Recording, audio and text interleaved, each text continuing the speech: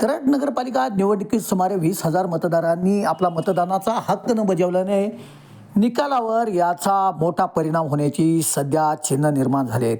69,000 मतदारांची नोंद असताना केवळ 48,813 मतदारांनी कराड शहरातील एकूण 74 मतदान केंद्रावर आपला मतदानाचा हक्क बजावला। एकूणच 69.89% मतदान सध्या झाल्याचं चित्र स्पष्ट झालंय।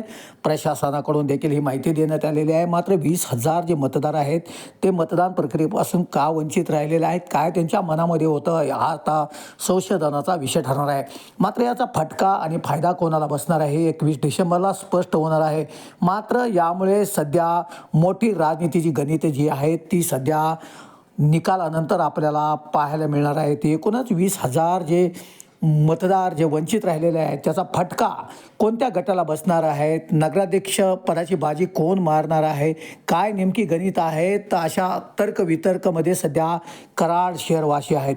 मात्र प्रशासनाला याचा विचार करावा लागणार आहे, तसेच कार्यकर्त्यांना देखील याचा विचार प्रत्येक प्रभागामध्ये करावा लागणार आहे की कुठेतरी काहीतरी चूक झालेली आहे आणि त्याच्यामुळे जी आकडेवारी आहे किंवा टक्केवारी आहे याची मोठ्या प्रमाणात सध्या घसरण झाल्याचं कराड शहरात चित्र पाहायला मिळालं आहे। एकूणच 20,000 मतदारांनी जो मतदानाचा हक्क न बजावलेला आहे त्याचा फटका आणि फायदा हे आता निकालानंतर कोणाला बसलेला आहे आणि कोणाला याचा फायदा झालेला आहे हे स्पष्ट होणार आहे।